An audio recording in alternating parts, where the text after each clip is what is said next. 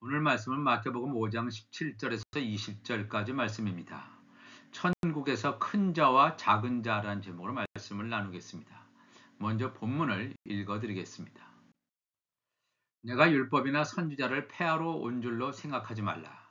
폐하러 온 것이 아니요 완전하게 하려 함이라. 진실로 너희에게 이르노니 천지가 없어지기 전에는 율법의 1.1획도 결코 없어지지 아니하고 다 이루리라. 그러므로 누구든지 이 계명 중에 지극히 작은 것 하나라도 버리고 또 그같이 사람을 가르치는 자는 천국에서 지극히 작다 일컬음을 받을 것이요 누구든지 이를 행하며 가르치는 자는 천국에서 크다 일컬음을 받으리라. 내가 너희에게 이르노니 너희 의가 서기관과 바리새인보다 더 낫지 못하면 결코 천국에 들어가지 못하리라. 아멘. 천국에서 큰 자와 작은 자라는 제목으로 말씀을 나누겠습니다. 오늘의 말씀은 예수님께서 하나님의 나라에 들어가는 것에 대한 놀라운 말씀을 선포하십니다. 예수님께서 오시기 전에도 하나님께서 이 모세를 통하여 첫 언약인 율법을 시내산에서 주셨습니다. 그런데 왜 또 다른 하나님의 말씀이 필요할까요?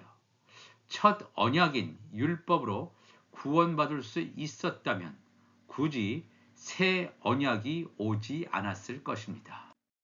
갈라디아서 3장 21절을 보니까 그러면 율법이 하나님의 약속들과 반대되는 것이냐? 결코 그럴 수 없느니라. 만일 능히 살게 하는 율법을 주셨더라면, 즉 살아서 구원받을 수 있는 율법을 주셨더라면 의가 반드시 율법으로 말미암았으리라. 즉 율법으로는 의가 될 수 없다. 의를 이룰 수 없다. 구원받을 수 없다. 그런 뜻입니다. 또 로마서 3장 20절에도 그러므로 율법의 행위로 그의 앞에 의롭다 하심을 얻을 육체가 없나니 율법으로는 죄를 깨달음이라. 율법이 율법의 제한성, 한계성을 분명히 증거하고 있습니다. 율법으로는 죄를 깨닫는 역할 이외엔 할 수 없습니다.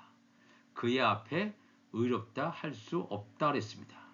율법이 구원의 수단으로 될 수 없음을 분명히 성경은 증거하고 있습니다. 그렇다면 예수님께서 오시기 전에 하나님의 백성들인 이스라엘 사람들은 첫 언약인 율법을 하나님의 말씀으로 지키며 살아왔지만 그들 역시 율법이 없는 이방인과 다름없이 율법을 온전히 지키는데 실패하였습니다. 요한복음 7장 19절 보니까 예수님께서 하신 말씀입니다. 모세가 너희에게 율법을 주지 아니하였느냐? 너희 중에 율법을 지키는 자가 없도다. 너희가 어찌하여 나를 죽이려 하느냐 그랬습니다. 이 당시에 종교 지도자들이 많이 있었습니다. 바리새인, 서기관, 율법학자, 수많은 종교 지도자들이 있었음에도 불구하고 예수님의 관점으로 바라보니까 율법을 지키는 자가 없다라고 하는 하나님의 판단입니다. 율법을 정말로 지키는 자가 있었다면 예수님이 하나님께서 보내신 자임을 알았을 것입니다.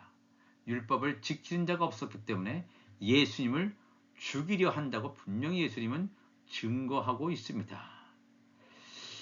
예수님께서 오셔서 복음을 선포하셨는데 그렇다면 아무도 지킬 수 없는 첫 언약인 율법을 폐지해버리고 새 언약인 복음을 주셨어야 했는데 오늘 말씀을 보면 예수님께서 오신 목적이 율법이나 선지자를 폐하러 온 줄로 생각하지 말라 그랬습니다.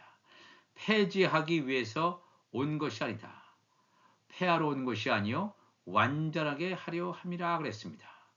이 말씀은 이 율법이나 선지자를 폐지하는 것이 아니라 폐하러 온 것이 아니라 그것을 성취하기 위해서 아무도 율법을 이룬 자가 없기 때문에 성취한 자가 없기 때문에 이루기 위하여 완성하기 위하여 오셨음을 예수님이 드러내신 것입니다. 그냥 예수님이 오시기 전에 행해졌던 율법을 폐지하는 것이 뜻이었다면 그냥 폐지해버리면 끝납니다. 그러나 그렇다면 엄청난 잘못된 일이 있을 수밖에 없다는 것입니다. 만일 예수님의 오심이 율법이나 선지자를 폐하는 것이었다면 복음시대 이전에 왔던, 즉 율법시대 이전이나 율법시대에 살았던 모든 하나님의 백성들조차 구원의 길에 들어가지 못한다는 심각한 결과를 초래하기 때문입니다. 그렇기 때문에 예수님께서 오셔서 율법을 완성하게 해야 된다는 것입니다. 이것이 바로 율법시대 이전이든 율법시대에 살고 있든지 또 복음시대에 살고 있든지 하나님께서 선택하신 자들에 대한 확실한 구원의 말씀입니다. 이것에 대한 신뢰를 이스라엘 백성들이 애굽에서 나와서 광야 40년을 지나면서 모세와 출애굽 1세대인 즉 20세 이상으로 전쟁에 나갈 만한 그러한 자들, 이들은 다 광야에서 죽음을 맞이하고 여호수아와 갈렙 그리고 출애굽 2세대만이 비로소 천국의 모형으로 상징화된 약속의 땅인 가나안에 들어가게 됩니다. 여호수아와 갈렙 그리고 출애굽 2세대만이 가나안 땅에 들어갔다는 것은 그들만이 천국에 들어가는 사람들로 이미지가 그려질 수 있습니다. 그렇다면 이스라엘 민족의 지도자인 모세와 출애굽 1세대는 영영 구원의 반열에 들어가지 못하고 멸망의 길로 가게 되는가 하는 그러한 치명적인 문제에 직면하게 됩니다. 하나님의 구원 계획은 여호수아와 갈렙 그리고 출애굽 2세대에게도 있지만 모세와 출애굽 1세대에게도 여전히 있음을 우리는 깨달아야 합니다. 왜냐하면 하나님께서 설계하신 하나님의 나라에는 하나님의 아들들, 하나님의 종들 그리고 천국 시민들이 들어가서 거주하게 되는데 모세와 출애굽 1세대가 전부 멸망을 당한다면 구원받는 하나님의 종들이 사라지게 됩니다. 그렇다고 이들이 다 구원받는 것이 아니라 이들 가운데서 남은 자, 즉 야곱의 남은 자들이 하나님의 종들로 구원받게 된다는 것입니다.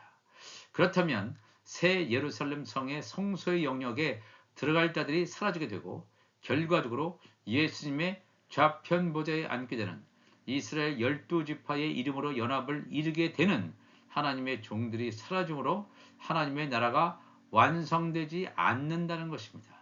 그렇기 때문에 율법이나 선지자를 폐할 수가 없다는 것입니다. 이것은 결코 일어날 수 없는 것입니다. 그러므로 예수님께서 오셔서 율법을 완성시켜 주셔야만 합니다.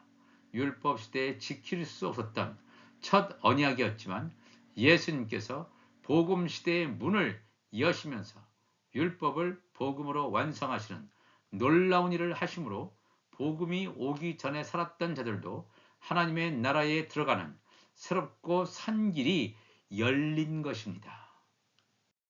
마태복음 5장 18절을 보니까 진실로 너희에게 이르노니 천지가 없어지기 전에는 율법의 1.1획도 결코 없어지지 아니하고 다 이루리라.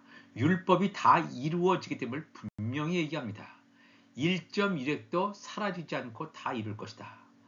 예수님께서는 계속해서 율법이 사라지지 않고 지속될 것임을 강조하고 있습니다. 그렇지만 율법의 존재 시점을, 즉 사라지는 시점을 언급하고 있습니다. 천지가 없어진다라고 하는 것은 처음 하늘과 처음 땅을 말하게 되는데 처음 하늘과 처음 땅이 사라질 시점이 온다는 것입니다. 우리가 살고 있는 물질 세계가 영원히 존속하는 것이 아니라 하나님께서 정하신 때에 사라질 것임을 증거하고 있습니다. 처음 하늘과 처음 땅이 사라질 시점까지 율법의 모든 말씀이 이루어질 것이라는 이 놀라운 하나님 나라의 비밀을 말씀하시고 있습니다. 이 말씀이 의미하는 것은 구원을 받지 못하는 첫 언약이라 할지라도 첫 언약 속에 이미 하나님 나라의 구원 계획이 들어 있다는 것입니다. 또한 새 언약과 첫 언약이 증거하는 하나님 나라의 완성이 동일한 것임을 의미하고 있습니다. 율법의 온전한 성취라고 하는 것은 바로 하나님 나라의 완성을 말하는 것입니다. 현재는 물질 세계와 영적 세계가 나누어져 있지만 대부분의 현대인들은 영적 세계를 자각하지 못한 채, 인식하지 못하고 느끼지 못한 채 물질 세계만 바라보면서 살아가고 있습니다. 영적 세계에 관심도 없이 물질 세계에만 집중해서 살아가지만, 그렇기 때문에 사람의 생명도 유한하며 물질 세계의 모든 것이 한계를 가지고 있습니다. 영적 세계를 바라보지 못하고 물질 세계에 살면서 영원히 살려고 하는 인간의 탐욕스러운 것, 이것이 계속되고 있는, 그래서 과학을 발전시켜서 어떻게 하든지 이 땅에서 영원히 살려고 하는 인간의 교만한 모습들을 우리가 오늘날에도 뚜렷하게 느낍니다. 그렇기 때문에 물질 세계의 모든 것들은 사라질 운명에 있다는 것입니다. 하나님께서 계획하신 하나님의 나라는 물질 세계와 영적 세계가 하나로 연합되는 놀라운 사건이 일어날 것임을 증거하고 있습니다. 더 이상 죽음이나 사라짐이 없는 영원한 세계, 생명의 세계만이 펼쳐진다는 것입니다. 처음 하늘과 처음 땅이 사라지고 새 하늘과 새 땅이 펼쳐지는 하나님의 나라 완성은 하나님의 나라에 들어가는 자들의 정체성을 보여주고 있습니다. 즉 새 예루살렘 성의 지성소의 영역에 들어가는 하나님의 아들들, 그리고 새 예루살렘 성의 성소의 영역에 들어가는 제사장의 직분을 감당하는 하나님의 종들, 그리고 새 하늘의 영역에 들어가는 천국 시민들로 나누어진다라고 하는 것입니다.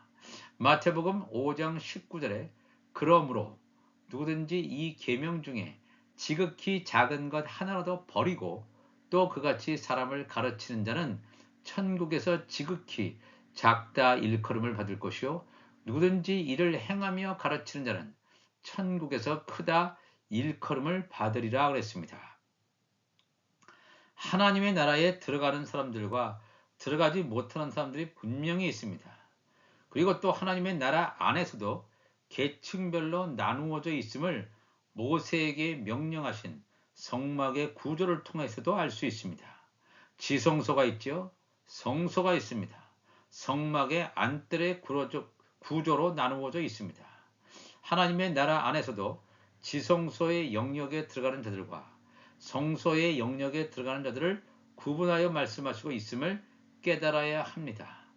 천국에 들어가는 자들 중에 작은 계명들 중에 하나라도 버리고, 이 버리고라는 말로 이렇게 번역을 했는데, 버리다, 작은 계명들 중에 하나라도 버리고, 즉 순종하지 않는다. 그 계명을 어기고 또는 느슨하게 타이트하게 그것을 지키는 것이 아니라 느슨하게 지키는 자들, 그런 자들이 있는가 하면 그 모든 계명들을 행하며 가르치는 자들이 있다는 것입니다. 어떤 계명에도 순종하지 못하고 어기면서 느슨하게 지키면서 들어가는 천국에 들어가는 자들이 있는가 하면 이 계명들을 행하면서 가르치는 자들, 두 종류의 천국에 들어가는 자들이 있음을 증거하고 있습니다. 사람이 어떻게 지극히 작은 계명들조차 완전하게 지키고 행하며 가르칠 수 있겠습니까? 사람의 힘과 능력으로는 절대 불가능합니다. 그래서 로마서 8장 4절 사도 바울이 이렇게 증거합니다.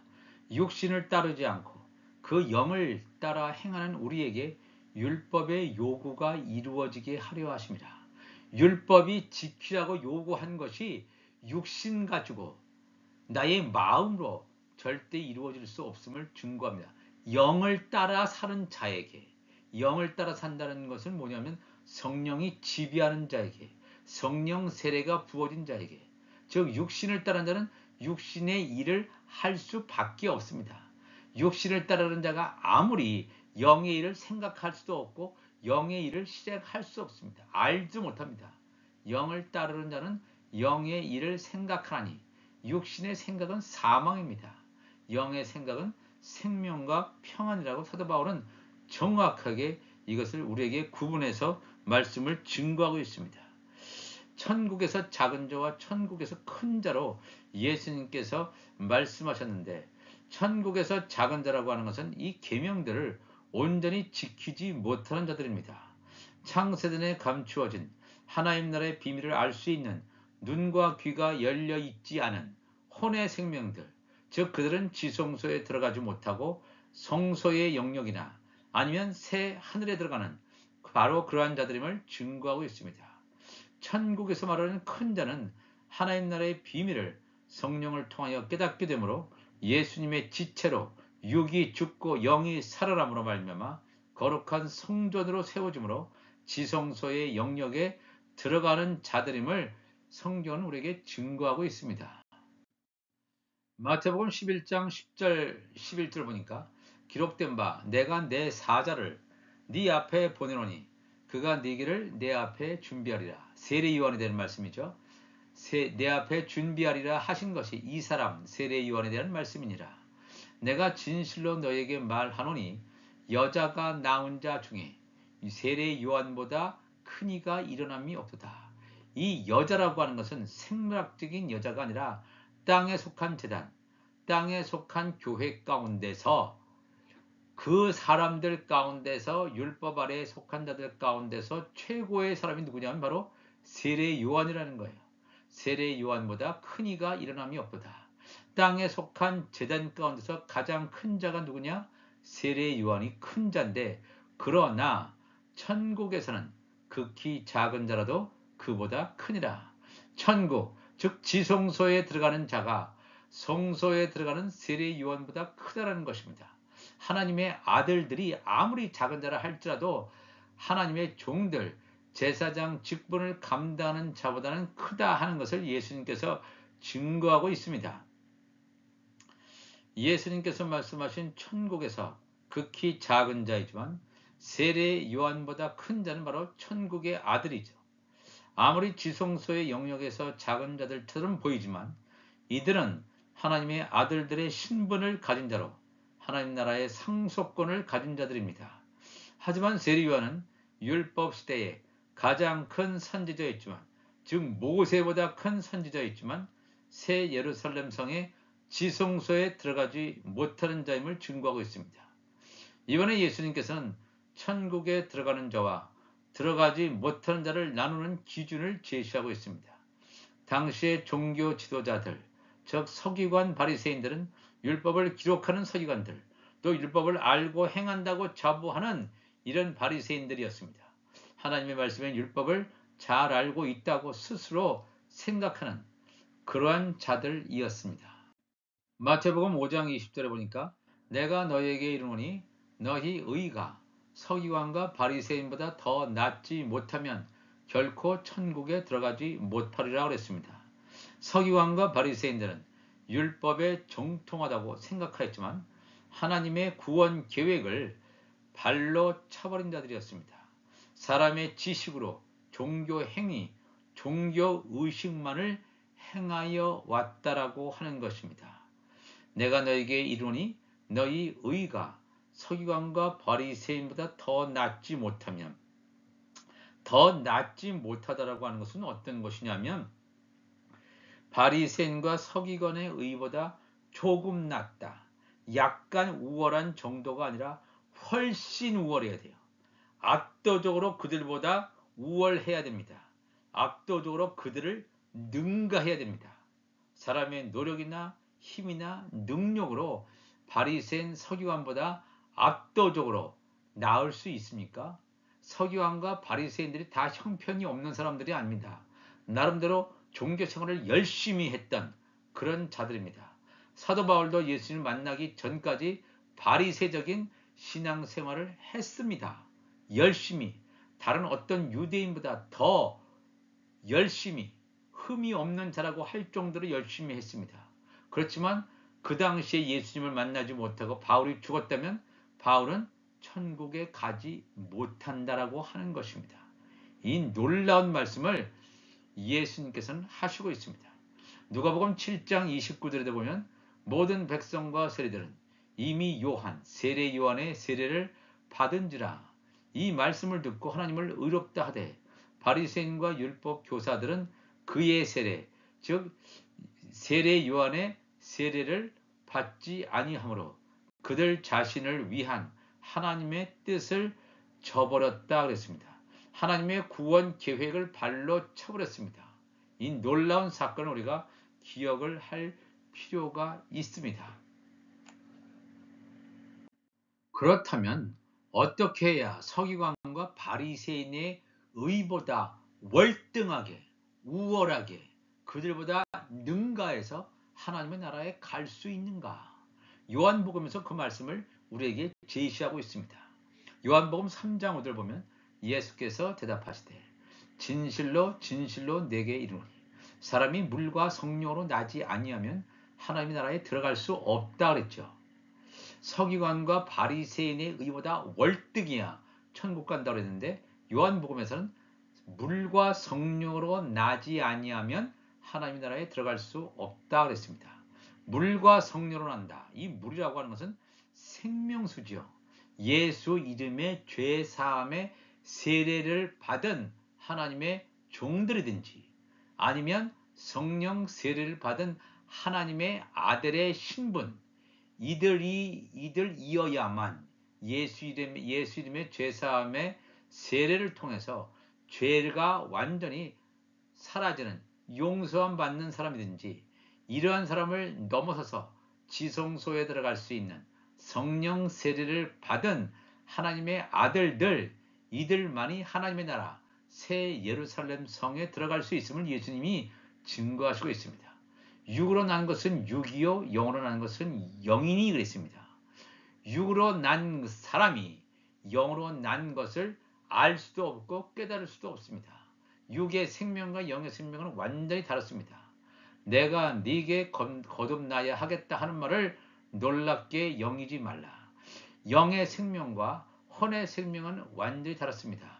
지정의라고 하는 그것으로 하나님의 말씀을 아는 사람과 영으로 하나님의 말씀을 아는 사람과는 완전히 천지 차이임을 성경은 우리에게 증거해주고 있습니다. 오늘도 우리가 이 말씀을 통해서 이 하나님 나라에서의 큰 자, 하나님 나라의 작은 자 누굽니까? 새 예루살렘 성의 큰 자는 예수님과 성령 안에서 한 몸으로 연합을 이루는 하나님의 아들들, 예수님의 지체들이 이 하나님 나라에서 큰 자겠죠. 내 하나님 나라에서 작은 자, 새 예루살렘 성에서 작은 자라고 하는 것은 바로 제사장 직분을 감당하는 즉 하나님과 예수 그리스도 그리고 하나님의 아들들을 섬기는 종들의 신분, 이 제사장의 신분임을 성경은 우리에게 증거하고 있습니다. 예수님의 이 말씀은 알파요 오메가입니다. 창세기부터 요한계시록까지 처음과 나중을 일관되게 정확하게 말씀을 증거하고 있습니다. 이 말씀을 통해서 우리가 하나님 나라에서 큰 자인지 작은 자인지 이 마지막 때에 7년 대환란 이때에 온전히 하나님의 말씀을 우리 안에 온전히 채워서 하나님의 나라에 온전히 들어가는 그 준비된 자, 말씀으로 채워진 자, 노아의 사명, 요셉의 사명을 감당하는 우리 모두가 되시기를 주님의 이름으로 축복합니다. 기도하시겠습니다. 하나님 아버지 감사합니다. 오늘도 하나님의 나라, 천국에서 큰 자와 작은 자라는 제목으로 말씀을 나누었습니다. 그렇습니다. 이 주님께서 말씀하신 이 모든 것, 하나님의 나라에 집중되어 있다는 것을 우리에게 증거하고 있습니다. 오늘도 우리는 이 세상 나라에 살면서 물질 세계에 살면서 물질 세계에서 일어나는 수많은 사건을 통해서 영적인 세계를 보게 하시고 이 문자 성경 한 구절 한 구절 한 문장 문장에 행간에 있는 영적인 진리들을 파고 이 말씀을 깨닫고 이 말씀대로 순종하며 살아갈 수 있도록 인도하여 주옵소서. 감사하며 거룩하신 예수님의 이름으로 기도합니다. 아멘.